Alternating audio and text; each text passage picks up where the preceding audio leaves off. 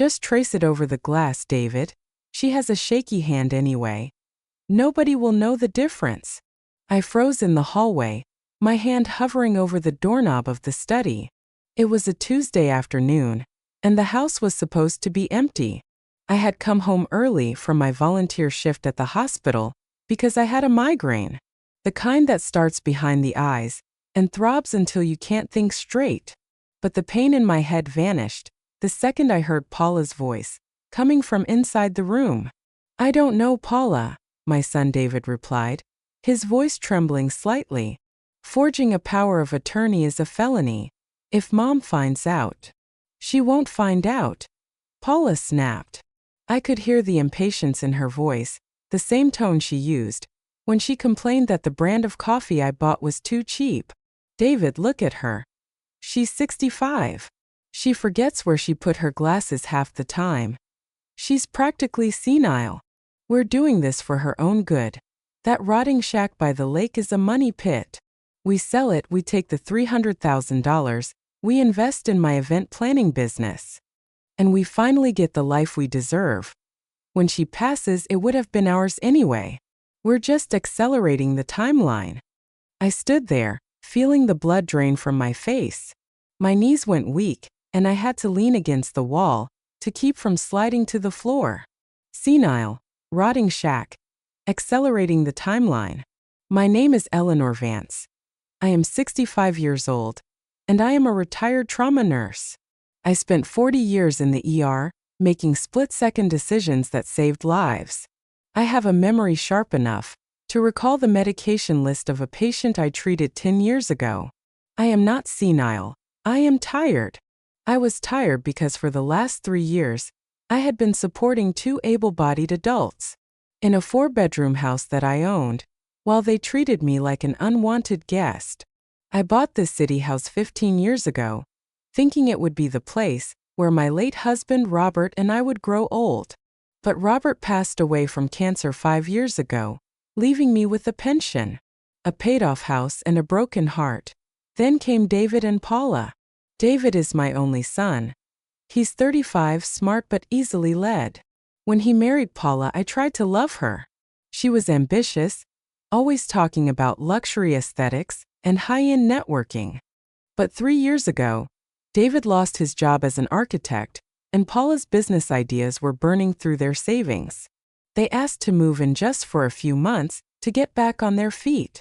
3 months turned into 3 years. They took over the master bedroom. They turned Robert's old office into Paula's vision room. I moved into the guest room downstairs, the one with the drafty window. I paid the property taxes. I paid the utilities. I bought the groceries. And slowly, I became invisible in my own home. But the one thing I kept for myself, the one thing I refused to let them touch, was the cabin. It wasn't a rotting shack. It was a beautiful A-frame on Lake Eden, 2 hours north of the city. Robert and I had bought it as a shell 20 years ago. We renovated it ourselves. We sanded the floors, we tiled the bathroom, we built the deck, where we used to sit and watch the sunset. It was my sanctuary. It was the place where I still felt Robert's presence. Paula hated it. She called it rustic with a sneer. She complained about the mosquitoes, the lack of cell service, the smell of pine. She had been pressuring me to sell it for months.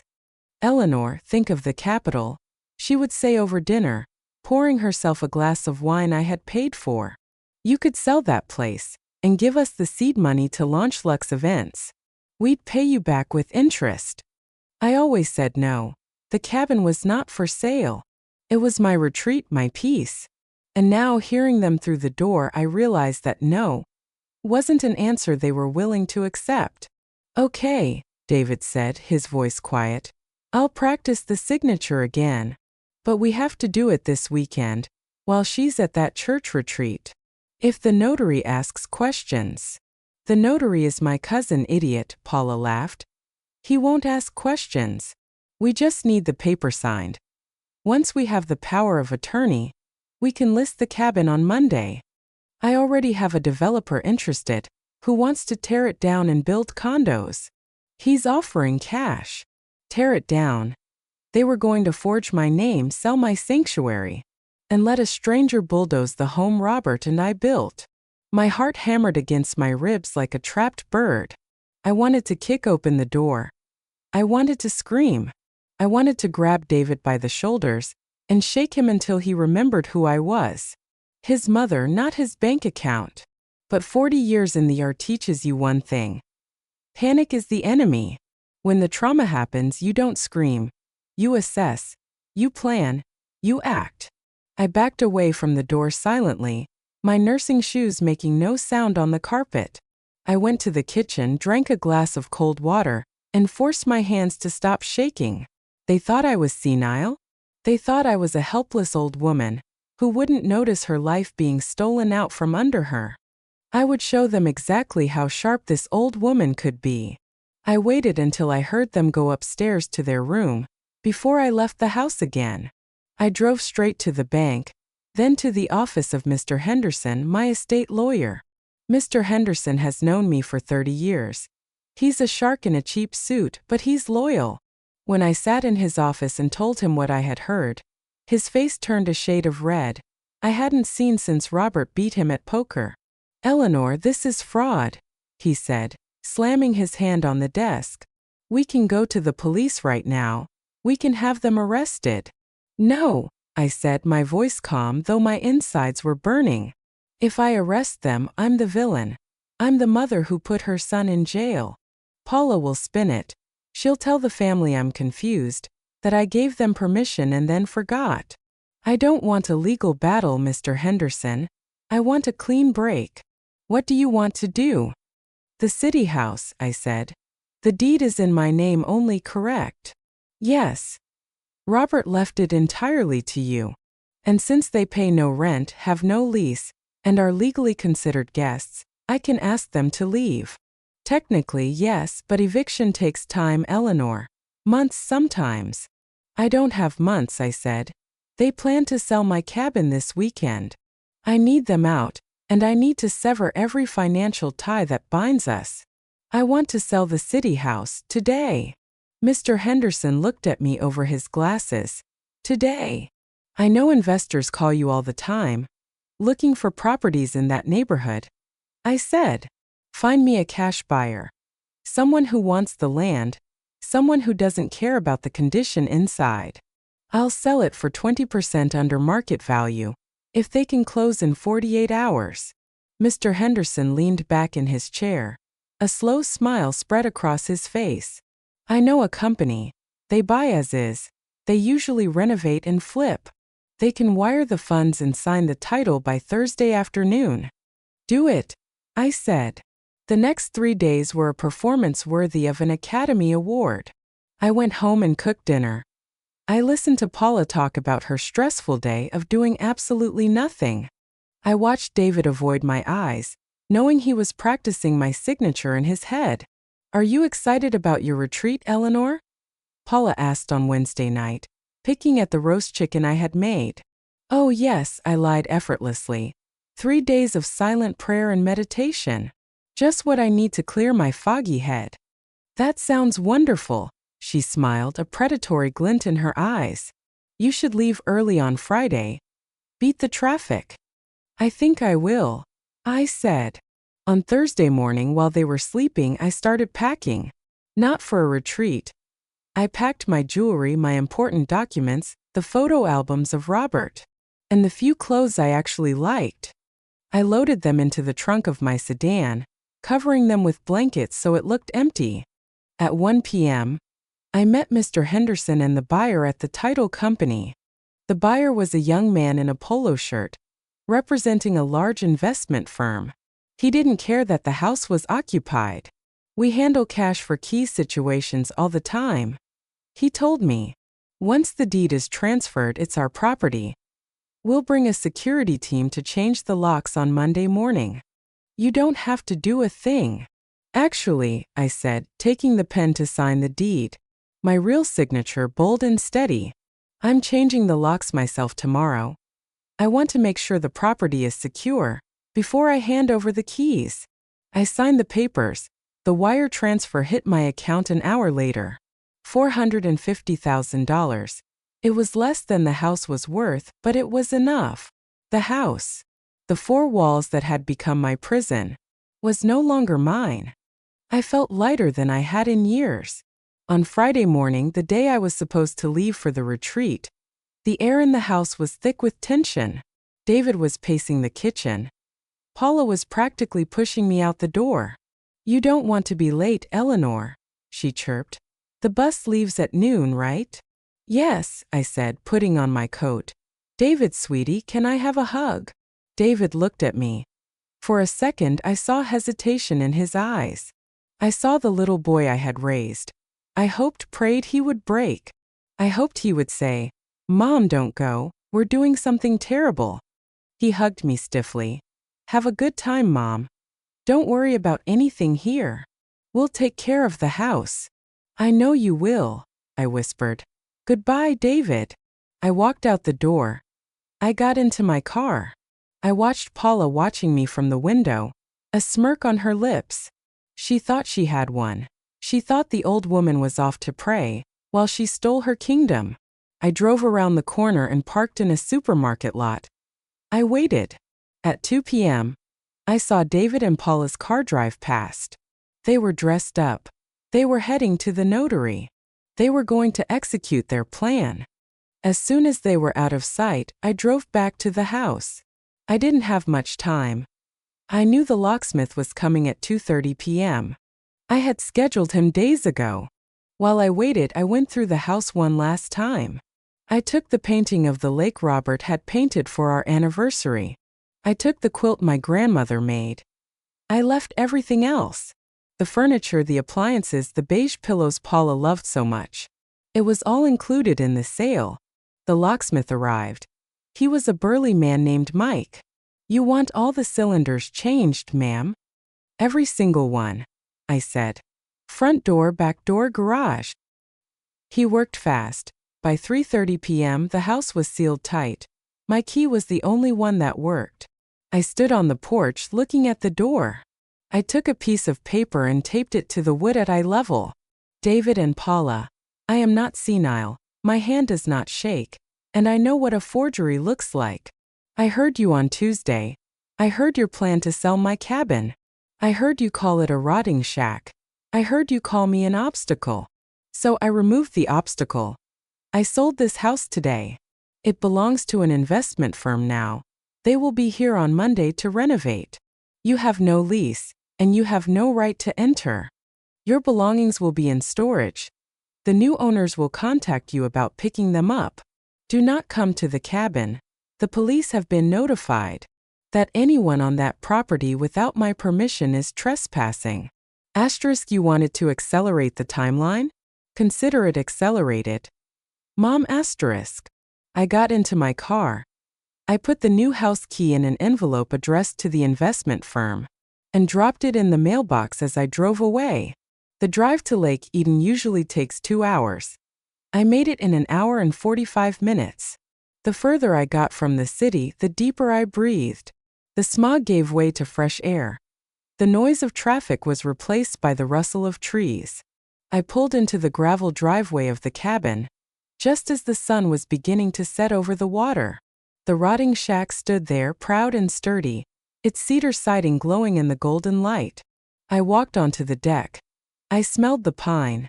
I heard the loons calling across the water. I sat in the Adirondack chair Robert had built.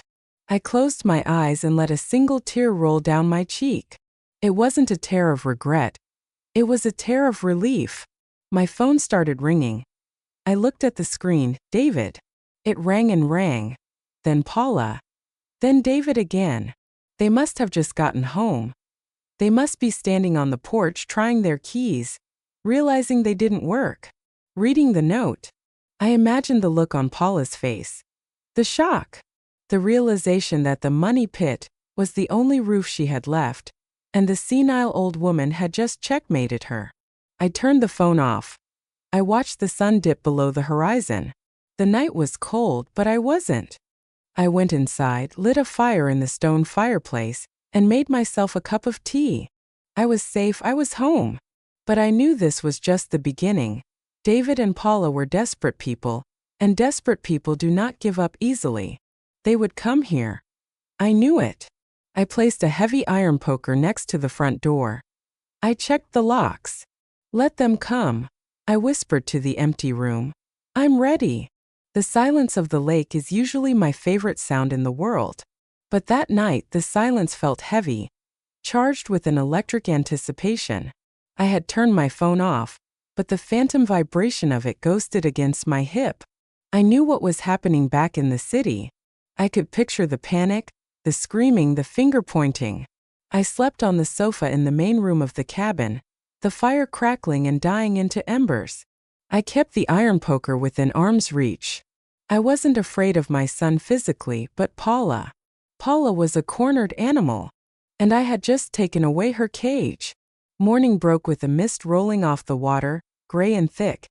It was 6 a.m. I made coffee. Strong dark roast, the kind Paula hated because it stained her teeth.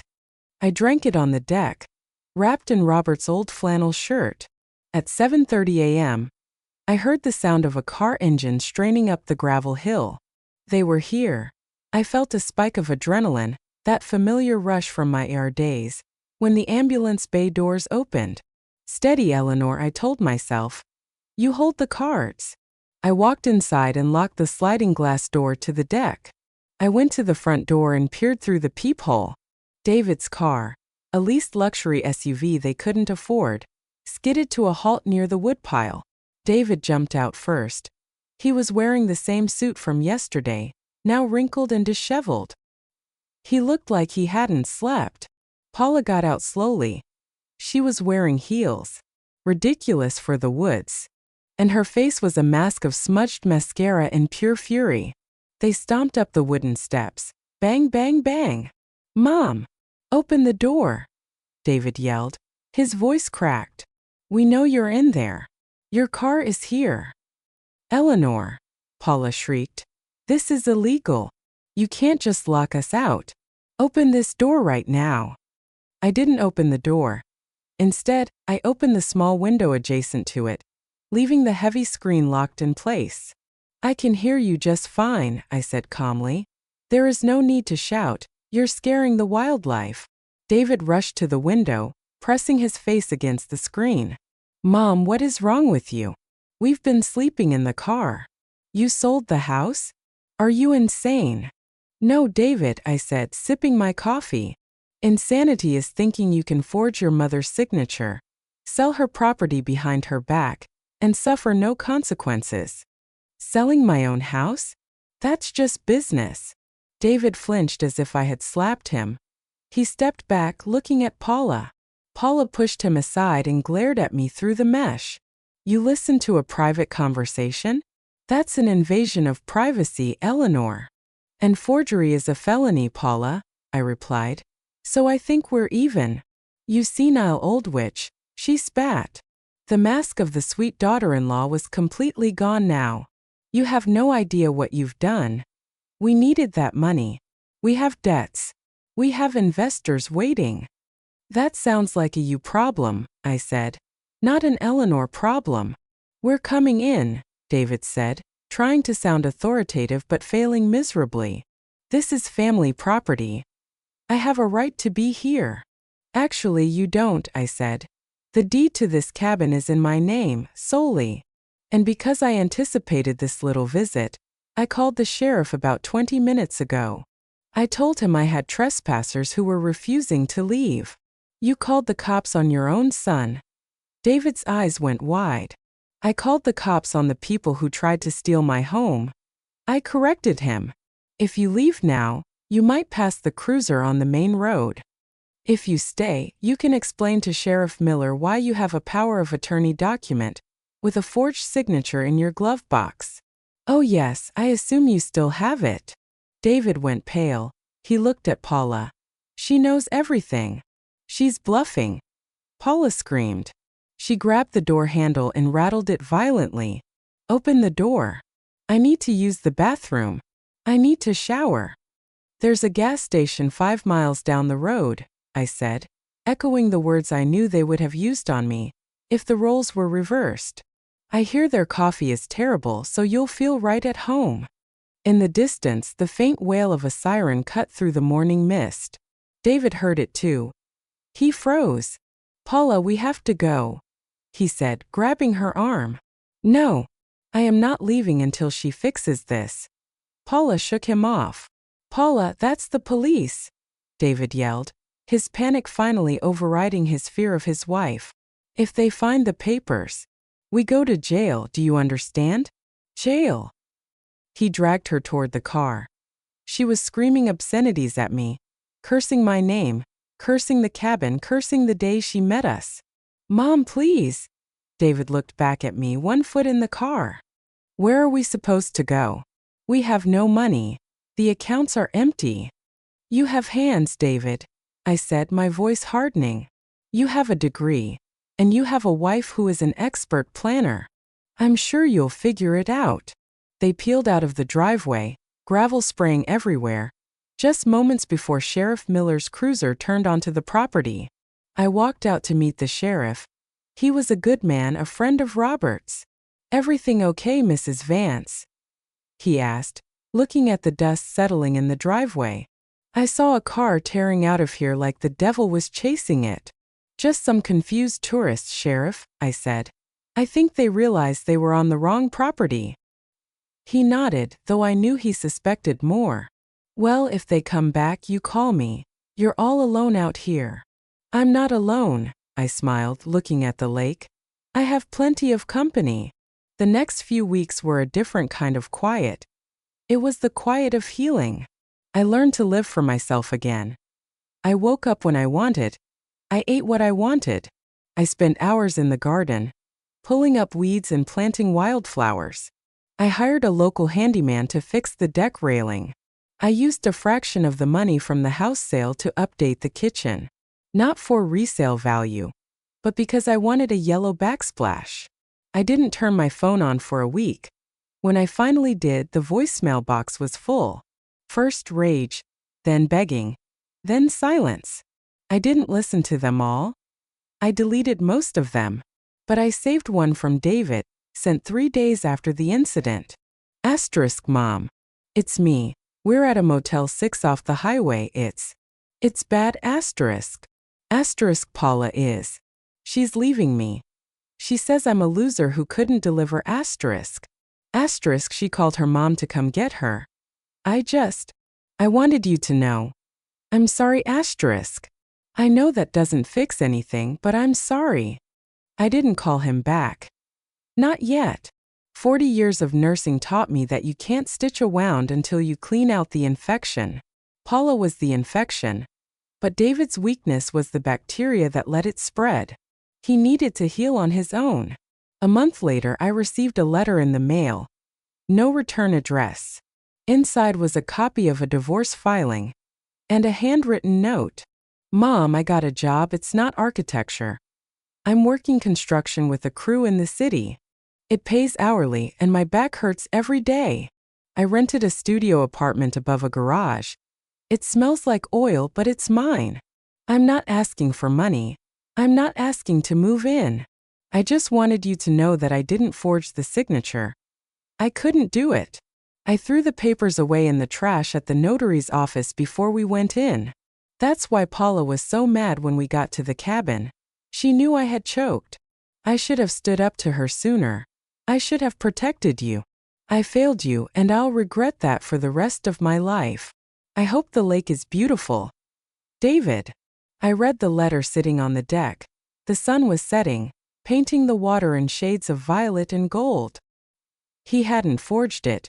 He had walked to the edge of the cliff and stepped back. It didn't erase the betrayal, but it offered a glimmer of hope. I folded the letter and put it in my pocket. Another month passed. The leaves began to turn, setting the hills on fire with red and orange. One Saturday afternoon, I heard a car coming up the driveway. It wasn't the luxury SUV. It was a beat-up pickup truck. I walked out to the porch. David got out. He looked different. He was tan, thinner, but he looked stronger. He was wearing work boots and a flannel shirt that looked eerily like the one Robert used to wear. He stood by the truck, keeping his distance. I didn't know if you'd be here, he said. I brought you these. He reached into the truck bed and pulled out a box. He walked it halfway to the porch and set it down on the grass, then stepped back. It's your photo albums, he said, and Dad's old toolbox. I went to the storage unit where the investment firm put our stuff. I dug them out. I didn't want them to get lost. I looked at the box. Those albums held my entire life. I had mourned them, thinking they were gone in the chaos. Thank you, David, I said. He nodded, looking at his boots. Well, I should go, long drive back. He turned to the truck. David, I called out. He stopped, his hand on the door handle. I made a pot of chili, I said. It's too much for one person, and the coffee is fresh. He turned around slowly. I saw the tears welling in his eyes. I'd like that, Mom, he choked out. I'd like that a lot. Clean your boots before you come in, I said sternly. I just refinished these floors. He smiled. A real smile, the first one I had seen in years. Yes, ma'am. He walked up the steps. He didn't try to hug me yet, and I didn't offer. We had a long road ahead of us. Trust is like a mirror.